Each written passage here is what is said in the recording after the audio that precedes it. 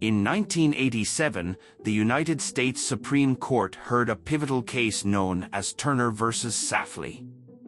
This case involved inmates at a Missouri correctional facility who challenged a prison regulation that prohibited them from marrying without permission.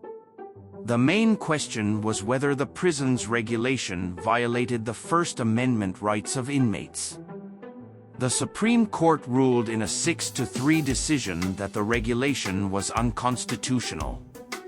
The court emphasized that inmates do not lose all their rights, including the right to marry, even while incarcerated.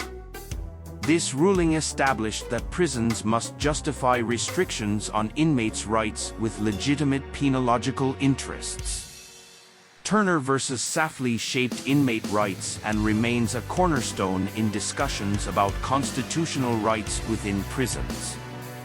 That occurred 38 years ago. It might be assumed that the denial of marriage in prison is an issue that has been resolved. My name is Joel Wilborn, a prison advocate. In 2024, I met an incarcerated woman at the Washington Correction Center for Women in Gig Harbor. Initially, our relationship was rocky, but she eventually trusted me due to her past abusive relationships. After many exchanges through e-messages, mail, and phone calls, we decided to marry. I told her in an e-message that I would propose during her next call. When she called, I asked, and she said, "Of course." We completed the paperwork for a prison marriage ceremony, but when it reached Superintendent Charlotte Headley, our plans were halted. My mail was returned, my e-message account was blocked, visitation denied, and our marriage request put on hold. Tim Lang, appointed Secretary of the Washington State Department of Corrections by Governor-elect Bob Ferguson on December 3, 2024, has experience in the Attorney General's office, as does Ferguson. Why would they condone Superintendent Headley's decision to deny our marriage?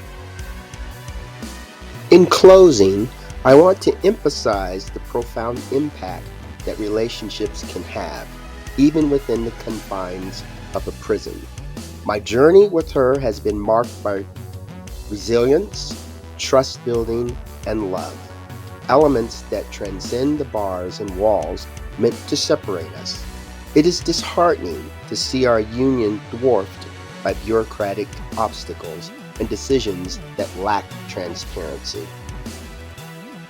As a prison advocate, I urge those in power to recognize the humanity in every individual, including incarcerated people who seek genuine connections and the chance for a family.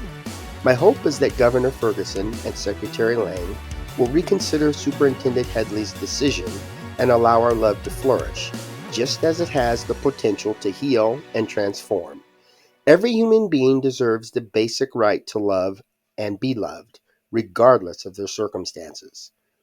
Thank you for listening to my story and for considering the importance of compassion, justice, and the fundamental right to marry.